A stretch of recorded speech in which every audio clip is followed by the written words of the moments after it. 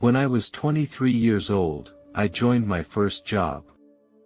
In order to integrate into the team as soon as possible, would actively participate in the activities organized by the company, including some outdoor activities.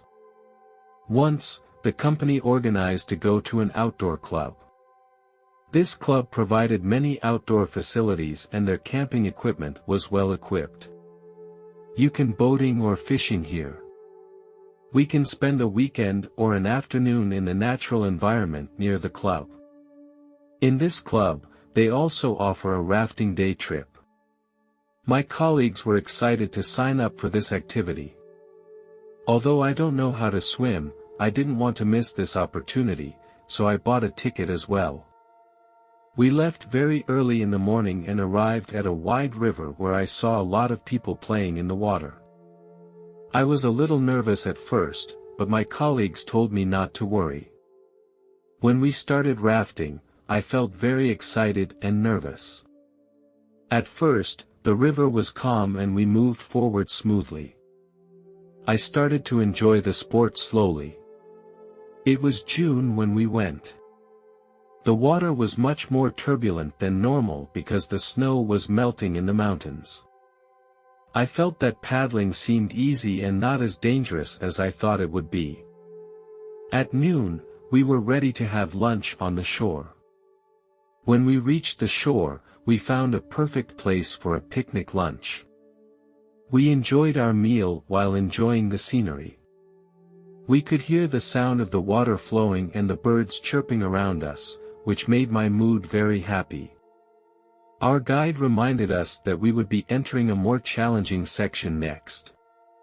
After a short break, we reboarded the boat and started a more thrilling journey. Our guide led us into another river. This river was located between two canyons and had a much faster current, with some large rocks scattered throughout the river. The guide explained to us some tips and precautions. I was at the end of the line, and I was very nervous to face such a challenge. I couldn't control my kayak even though the guide had told us in detail how to deal with the unexpected situation. Soon, my kayak hit a boulder and I was thrown out of the cabin. I rolled out of the kayak into the cold water. Even though I was wearing a life jacket, the current managed to drown me. The shock of the cold water took my breath away and I began to lose my bearings. I could see the sky above the water, but I couldn't reach the surface. The current was dragging me down and I felt like I was going to die in this cold water. I tried to swim to the surface, but the current was too strong. I felt my breath getting shortness and my body gradually losing strength. I could feel my body gradually losing control, and my arms and legs began to become numb. Eventually, I stopped struggling. I closed my eyes, and my body gradually sank into the water. In that moment, I felt very desperate and helpless. When I realized that my life was about to end, I silently prayed to God. I hoped that God would help me so that I could return to shore alive. My eyes slowly turned black. Suddenly, my pain disappeared. I felt my body became very light. The surroundings began to turn white and I felt like I was walking through a tunnel. I realized that I was in a supernatural experience. I felt myself surrounded by a warmth that felt very pure and beautiful. From here, I could see the upper half of my body. When I looked down, I couldn't see my legs.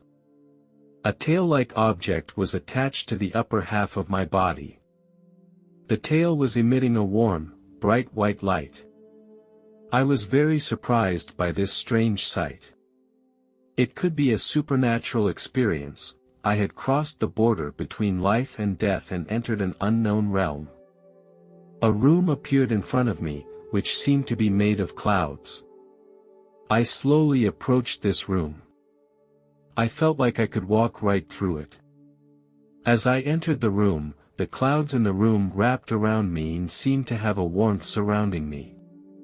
There was no furniture or decoration in the room, only a soft light shining down from the ceiling. In this room, I felt surrounded by love. Suddenly, 3 figures appeared in front of me. They emitted an intense light.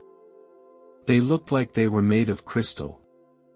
A ray of light shone on them, creating a beautiful rainbow. One of them was much taller than the other 2. This sense of oppression made me a little nervous. It was as if they sensed my emotions. Instantly, the 3 figures turned into a group of beautiful angels. They had huge wings and their bodies gave off a divine aura. One of the angels said to me, "You have come too early, it is not time for you to leave the earth. You need to go back and complete your mission and finish your work there." I didn't know what to say to him. Did they know me? Why do they want me to go back? I had so many questions I wanted to ask them. This angel seemed to read my mind. He put his hand on my shoulder and he said again, "You must go back, your mission is not yet finished, you still have a lot to learn." The angel told me that he would provide me with some help in order for me to better accomplish my mission. Then, the angel handed me a thick book. When I opened the book, I found that there were no words inside. Suddenly, I saw scenes of my past life in the book. It was like I was watching a silent movie. I saw many scenes, some of which made me feel proud and some of which made me feel remorseful. But there was one incident in particular that struck me. It was a normal day, and I was walking down the street when a man suddenly bumped into me. I was very angry inside. Since I had other things going on at the time, I left in a hurry. The angel showed me the truth of the matter. The man was a blind man. It was because he couldn't see the road that he bumped into me. I didn't realize my mistake at that time, so I kept complaining about the man. But now when I saw the scene, I realized what I did at that time was very wrong. I felt very guilty, but the angel told me that the fault was behind me. I should move on and make up for my mistake with my actions. I realized that there were things that I did not mean to do. But that could have caused harm to others. I also saw some people I didn't know, including a woman and 2 very cute children. I couldn't see their faces, but I could feel that this woman was very important to me. The angel told me, I had to live for that woman and children. I knew I had to go back. But before I left, I asked the angel if he could show me around. When I got an affirmative answer, I was overwhelmed. The angel took me to a very open place. Suddenly, I heard beautiful music, which seemed to come from every object. This place was very relaxing. The flowers and plants here were fragrant. All kinds of small animals were walking through the grass. The angel took me to a higher place and I saw a huge waterfall. Then we came to a field of gold. At the end of the field there was a huge tree.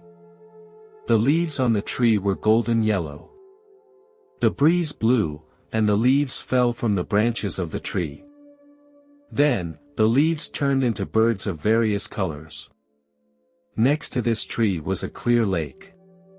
When I got close to the lake, I noticed a special sheen on the surface of the water. It was as if the lake was dotted with countless diamonds. I bent down and reached out to touch the surface of the water and felt its soft and warm touch. Suddenly, I saw some strange things swimming under the surface of the water. Their shapes and colors were very peculiar. Curious, I moved a little closer.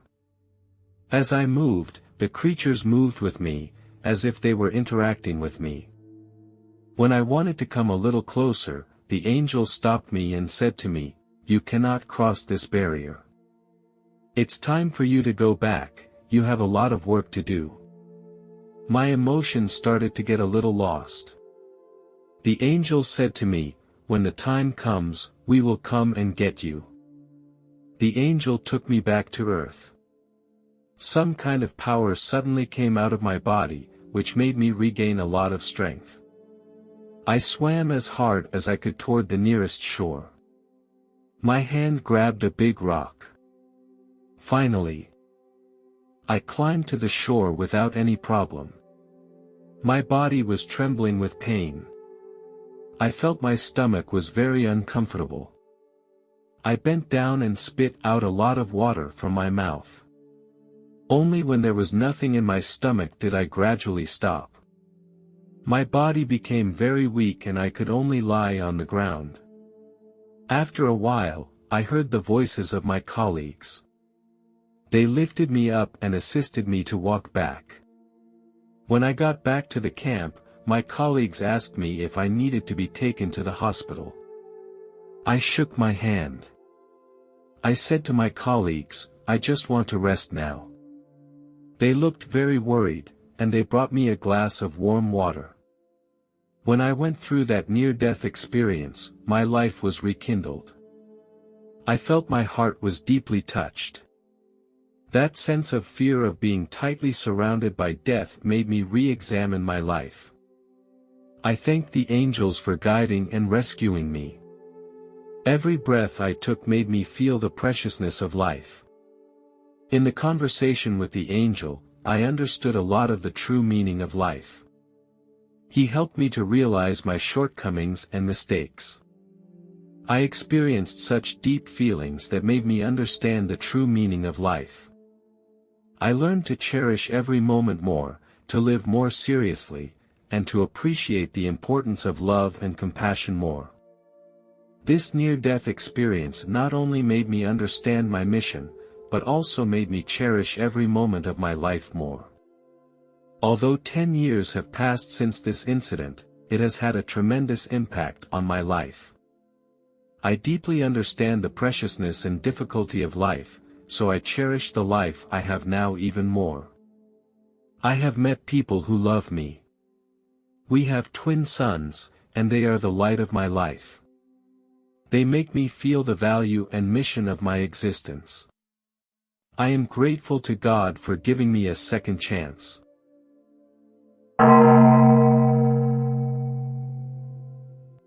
This experience happened when I was 9 years old and I loved to play with my cousin when I was a kid. I would often go to the river near his house to play. It was a memory we both shared. Sometimes we would take some food with us to play by the river. It was a summer afternoon and the weather was very hot. My cousin and I decided to go to the river to play. While playing by the river, we met a stray dog. It didn't look aggressive. I thought it was just hungry and needed some food. When I tried to hand it a piece of bread, suddenly the dog lunged at me and I was very scared. I fell to the ground and then it pinned itself on top of me and kept biting me. In the process, I felt like a defenseless rag doll. I tried to struggle, but the dog's mouth was so strong that I couldn't get rid of it. I didn't understand why the dog attacked me so aggressively and I was very confused. Later I learned that the dog had rabies and that its owner had abandoned it. It started to tear my neck. I felt that the flesh on my neck was about to be bitten off by it. At this point, my cousin tried to pull the dog away from me, but his strength was too small. I watched as its teeth closed in on my face again and I felt like I was going to die here today. Suddenly, the dog stopped, and it seemed to sense something different. I saw it lift its head and look in a certain direction. I felt very confused and wondered what was going on. Then, I heard a voice telling me, "Kick it with your foot." I didn't know where the voice was coming from, but I knew I had to act now. I lifted my foot and kicked hard at the dog. I felt my body fill with power. I kicked the dog out of the air. It flew far in the air and then fell to the ground. I felt like I had just accomplished something supernatural. It seemed impossible to me that even a grown man could kick something that high. I didn't know where the sound came from, but I knew it was a miracle. I knew my life had been saved. When I stood up, I didn't feel very much pain. My cousin was ready to help me home, and we walked home along the path. As we were approaching home, I saw my family running toward me from a distance. I saw my dad with a shotgun in his hand and a look of panic on their faces. As they approached, I told them I was fine. My father took me to the hospital in town for a brief bandage. Then we went home. When I woke up the next morning, my throat felt very uncomfortable. My mother handed me a glass of water, but the moment I saw it, I felt an inexplicable fear. I didn't want to drink it, or even go near it. After a while, I was covered in sweat. My body began to jerk uncontrollably. My father saw that the situation was getting worse and was ready to take me to the hospital. I still remember the scene. I was lying in the back seat with my head on my mother's lap. My mind was in turmoil and I could feel the pain all over my body. My mom was holding my hand tightly and mouthing my name. I knew she was very scared. I struggled to stay awake during that long 30-minute drive because I knew it was my only hope. I kept telling myself that I couldn't die. I felt like my life was passing me by a little bit. When we arrived at the hospital, I was admitted to the emergency room. I was lying in a cold hospital bed and felt my whole body shaking. I could see doctors all around me going about their business. My vision was getting blurry. When I woke up again, I was out of my body. I was floating in the air, and I saw my other self lying in bed. All my pain was now gone. This surprised and disconcerted me. Suddenly, I realized that I might be dead. I began to worry about my mom and family. Suddenly, I appeared in the hallway of the hospital. I saw my mom sitting there and she kept crying. I wanted to comfort her and tell her that I was fine. But I found myself unable to make a sound. I became very helpless. I started swinging my arms in front of my mother, hoping she would notice me. But it was all to no avail. I didn't know if I was really dead or how to get back into my body. I was thinking, where am I now? Where am I going now? It was at this time that I appeared in a tunnel. The tunnel was very dark and I couldn't see anything. As I started to ascend, the tunnel became brighter and brighter. I felt like I was moving upward at a very fast speed, like a rocket launch. When I reached the top, I found myself floating in a sea of clouds. 3 golden gates appeared in front of me. The gates were studded with gems of various colors. The largest jewel was as big as a car. These gates were so large that it took me a long time to see where they ended. I marveled at their grandeur and magnificence and felt like I had entered a mysterious and wonderful place. I walked into the door closest to me. As I walked in, I was stunned by the sight before me. I had come into a huge space that looked like a giant zoo. All around me were many animals I had never seen before. I saw an elephant with huge ears that was eating a tree branch. There was also a monkey that was making faces at me. There were also some small animals whose names I didn't know, but they were cute and friendly. Suddenly, I felt that something was approaching me. I turned around and was surprised to find a huge lion staring at me. My first reaction was panic, but as I looked into its eyes, I could feel its kindness.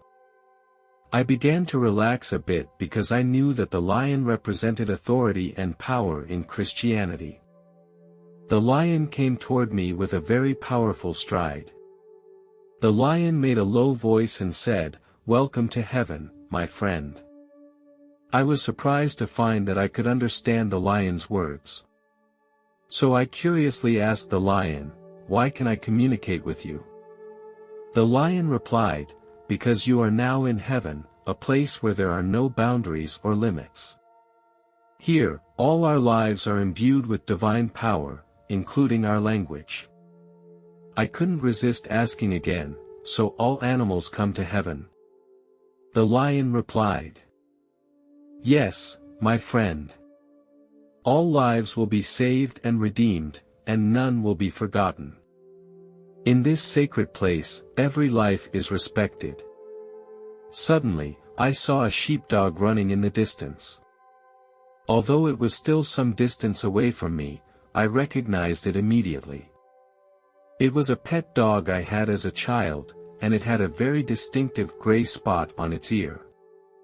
It has been with me since I was born. We played and grew up together.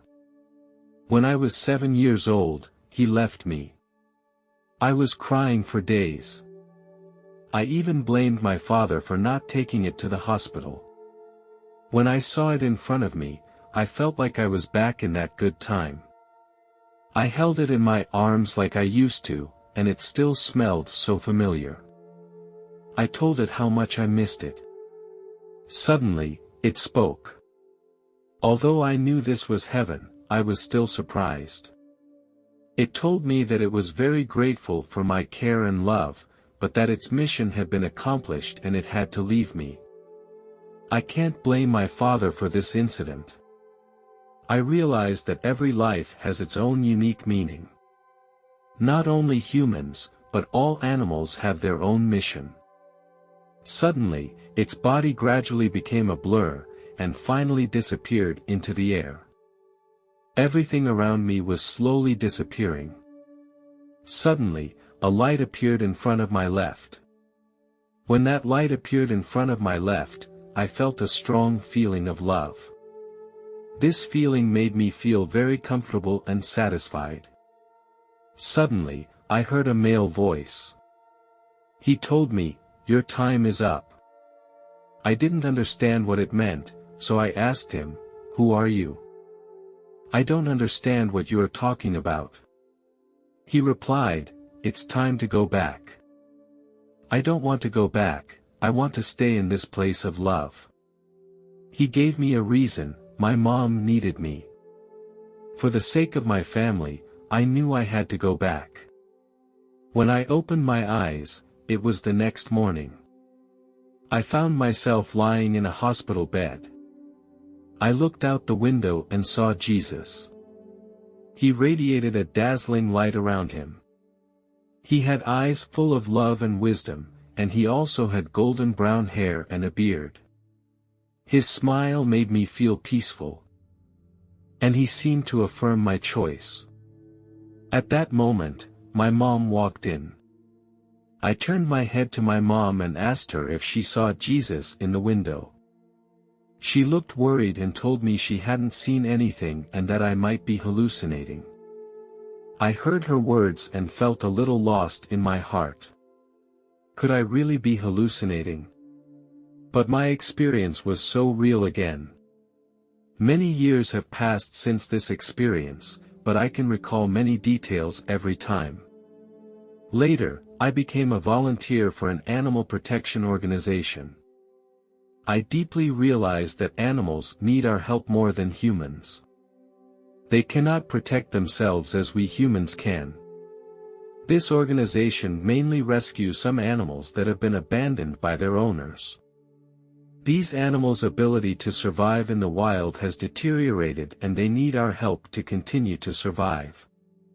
In my work with this organization, I have seen many scenes of animals being abused and abandoned, and I have experienced many touching stories. One in particular made a deep impression on me. I remember when we found a stray dog in an isolated area. It was curled up in a corner with wounds from abuse. We approached it slowly, trying to convince it that we would not hurt it. However, it kept looking at us warily. I realized that the dog had probably been abandoned by its owner for a long time and was hostile to humans. We spent a lot of time and effort to make it gradually develop trust in us. We brought food and water to feed it. We took it to the hospital to receive treatment. With us by its side, it gradually adapted to its new environment. Slowly, the hostility in its eyes disappeared. Its tail began to wag and make happy noises. When the dog was fully recovered, we started to look for a suitable home for it. Eventually, a kind person took it in. It could finally live in peace and enjoy the warmth given by humans. Therefore, I would like to urge everyone not to hurt animals. We can choose to adopt pets and let them find a sense of belonging and security in our families. Let them get the right to live in this world as they deserve.